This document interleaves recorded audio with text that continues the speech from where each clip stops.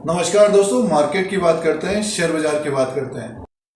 नमस्कार दोस्तों, Indian bank की बात करेंगे। पीएसयू बैंक है ये। और जैसे कि Q4 के नतीजे आ रहे हैं तो इंडियन बैंक के Q4 के नतीजे आने वाले हैं। बैंक की तरफ से अपडेट आया एक्सचेंज को, तो इसकी बातचीत और डिस्कस करते हैं नतीजों के बारे में।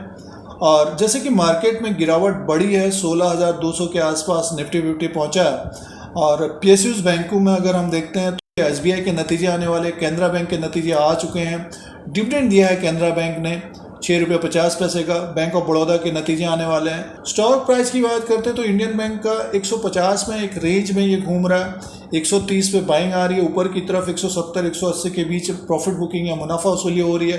फिलहाल 150 के आसपास है। Q4 के नतीजे आने वाले हैं। जो अपडेट आया बैंक की तरफ से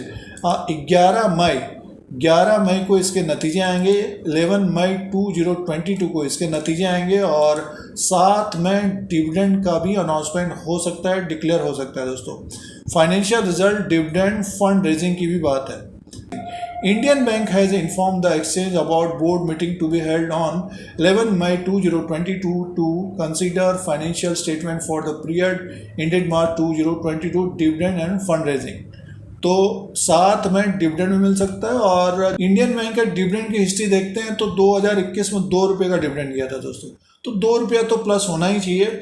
और उससे पहले ₹6 का था, तो ₹2 से ज़्यादा का डिविडेंड भी मिल सकता है। जैसे कि कैनरा बैंक ने ₹6.50 का डिविडेंड मिला है। तो ये नतीजे किस प्रकार के रह सकते हैं Q4 FY22 के, ब्रोकरेज हाउसेस का जो अनुमान है उसे चेक कर लेते हैं। ये अनुमान है, इस तरह के नतीजे रह सकते हैं। तो ब्रोकरेज हाउसेस का जो अनुमान है जनवरी से मार्च का जो क्वार्टर रह सकता है Q4 का नेट प्रॉफिट, इंडियन बैंक का नेट प्रॉफिट 758 करोड़ का रह सकता है। 55% कम रह सकता है और क्वार्टर एंड क्वार्टर के हिसाब से 9.9% डाउन रह सकता है।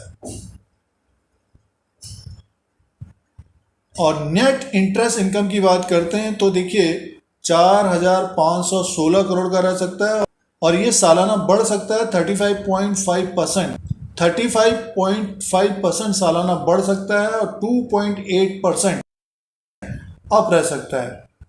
4,516 करोड़ का नेट इंटरेस्ट इनकम रह सकता है। प्रोविजन ऑपरेटिंग प्रॉफिट की बात करते हैं तो 32% बढ़ सकता है।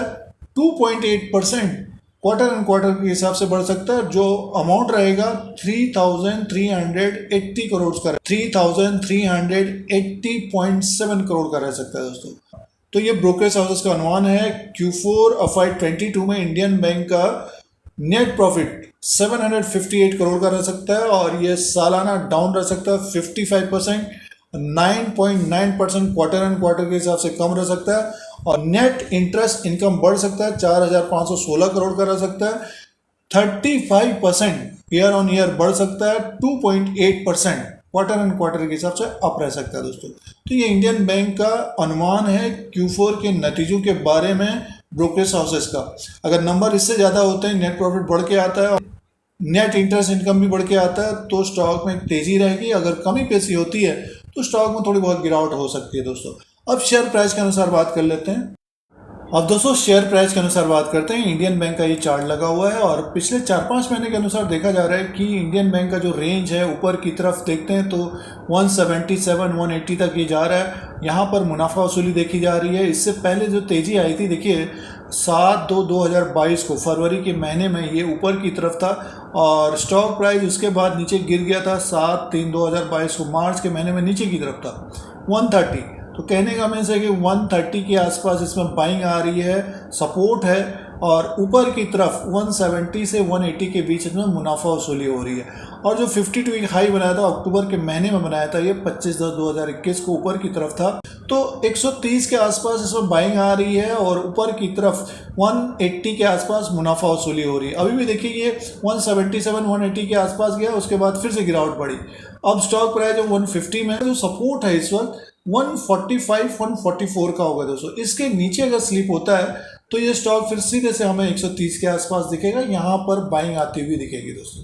तो कहने का जो रेंज है इसका 130 के आसपास बाइंग, ऊपर की तरफ 177। और इसमें जो बड़ी तेजी आएगी 180 के ऊपर क्लोज होगा, तब ये अपना 52 का हाई ब्रेक करता हुआ दिखेगा। फिलहाल ट्रेडिंग बेट के लिए अगर इसमें गिरावट होती है, नीचे की तरफ दिखता है, तो डेफिनेटली इंडियन बैंक को देखना चाहिए। अगर PSU बैंक को पसंद करते हैं तो रिजल्ट के ऊपर बहुत डिपेंड करेगा आगे आने वाले दिनों में किस तरह का ट्रेड होगा। तो Q4 के नतीजे आने वाले हैं इंडियन बैंक के 11 मई 2022 को, साथ में डिविडेंड भी मिल सकता है। तो स्टॉक देखिए एक तरह से रेंज में फंसा हुआ है, 180 के ऊपर अगर क्लोजिंग देता है तब इसमें फिर बड़ी तेजी आती हुई दिख सकती है। वीडियो आपके मतलब का है तो लाइक का बटन दबाएं। शेयर मार्केट से जुड़े रहने के धीरज सिंह के स्टॉक्स को देखने के लिए सब्सक्राइब, बेल आइकन को प्रेस करें। नए नए वीडियोस देखने के लिए, स्टॉक मार्केट की जानकारी के लिए धन्यवाद।